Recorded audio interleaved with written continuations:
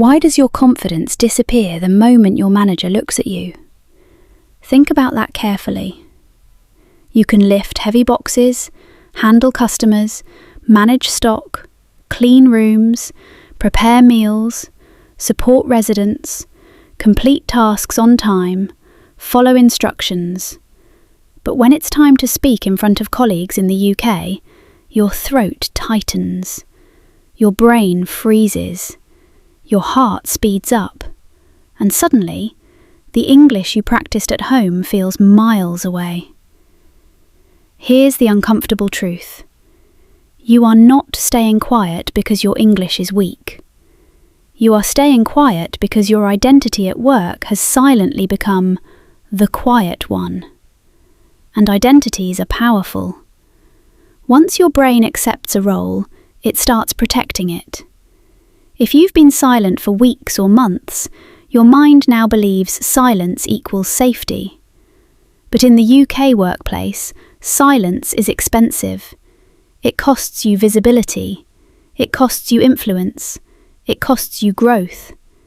And if you don't fix this before your next shift, someone less skilled but more vocal will slowly move ahead of you. Not because they're smarter, but because they're seen. Let's slow this down and break something critical.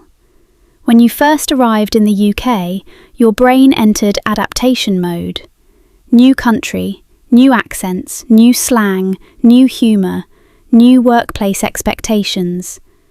Even small phrases like, "You all right?" felt confusing because they don't literally mean what they sound like. Your brain started over-processing everything. Every sentence became a mini test. Every response felt like an exam. And over time, to protect you from embarrassment, your brain chose efficiency. Say less. When you say less, you make fewer mistakes. When you make fewer mistakes, you feel safer. But safety is not growth. Safety keeps you employed. Growth gets you promoted.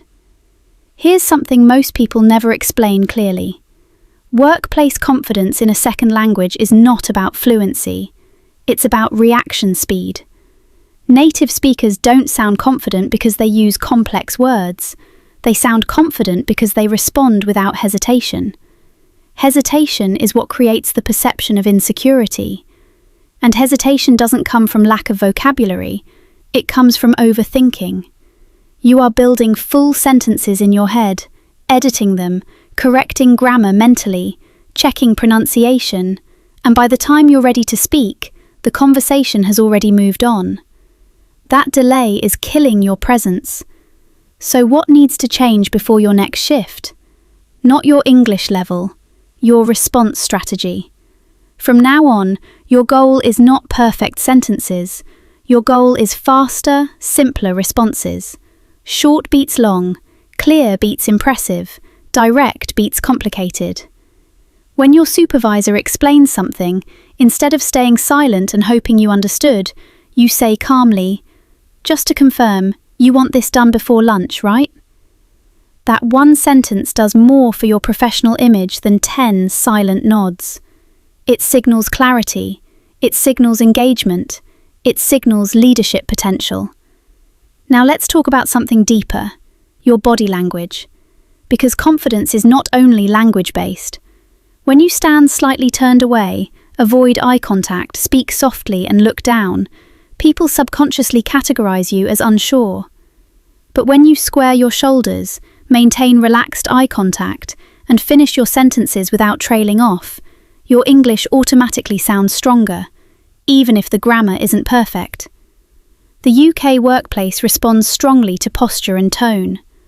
A steady voice creates trust, not a fancy vocabulary. Another silent killer of your workplace confidence is comparison. You hear colleagues speaking fast British English with regional accents and think, "I'll never sound like that." But you're not supposed to. The UK workforce is international. Listen carefully next shift. You'll hear Polish accents, Nigerian accents, Indian accents, Romanian accents, Spanish accents, Scottish accents, London slang, Manchester slang. It's a mix. Accent is normal. Clarity is what matters. Slow down slightly. Separate your words clearly. Lower your pitch slightly at the end of sentences instead of rising up like a question. That alone changes how confident you sound. Now let's address fear directly. What exactly are you afraid of? Making a grammar mistake? Using the wrong preposition? Mispronouncing one word? Let me give you perspective. Native speakers make grammar mistakes daily. They use slang incorrectly. They mix tenses. They say gonna instead of going to. And no one stops respecting them. Why? Because confidence protects mistakes. When you speak with conviction, small errors become invisible. When you speak with doubt, even correct sentences feel weak. Before your next shift, I want you to prepare 3 controlled speaking moments. Not 10, not 20, 3. Decide in advance that you will initiate 1 greeting, ask 1 clarification question, and offer 1 small suggestion. That's it. Pre-deciding removes pressure. For example, greeting. Morning, how's it going? Clarification. Sorry, could you repeat that last part? Suggestion. Maybe we could try it this way. These are simple, but when you use them intentionally, you break the silence pattern. Here's a powerful psychological shift. Stop trying to prove your English. Start trying to contribute value. When your focus moves from how do I sound to how can I help, anxiety decreases. Your brain shifts from self-monitoring to problem-solving. That shift alone reduces hesitation. Next shift. Instead of scanning your own grammar, scan for opportunities to assist. Someone struggling with stock? Offer help verbally. Customer confused? Step in calmly. Colleague overloaded? Ask, want me to take that? Confidence grows through action, not preparation alone. You cannot think your way into confidence. You act your way into it. The first few times will feel uncomfortable. Your voice may shake slightly. That's normal.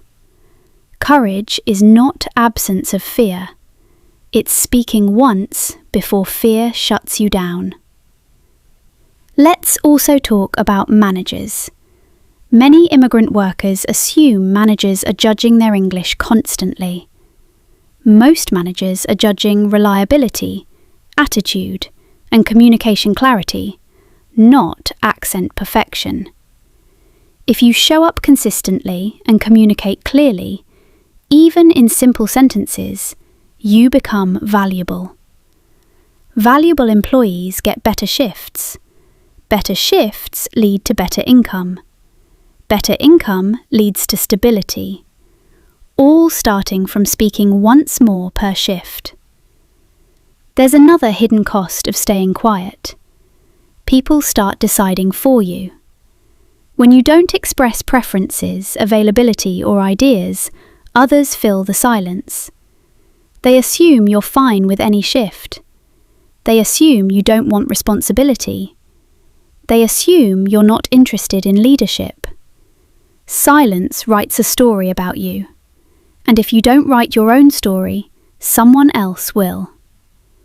Let's imagine your next shift. You walk in differently. Not louder, not fake confident, just slightly more intentional. You greet first instead of waiting. During instructions, you confirm one detail. During break, instead of scrolling your phone immediately, you stay present for 2 minutes of conversation. That's all. Small expansions. Over weeks, these small expansions rewire your identity from quiet worker to engaged professional. And here's the secret most people miss. Once you speak once successfully, your brain records evidence. Evidence destroys limiting beliefs.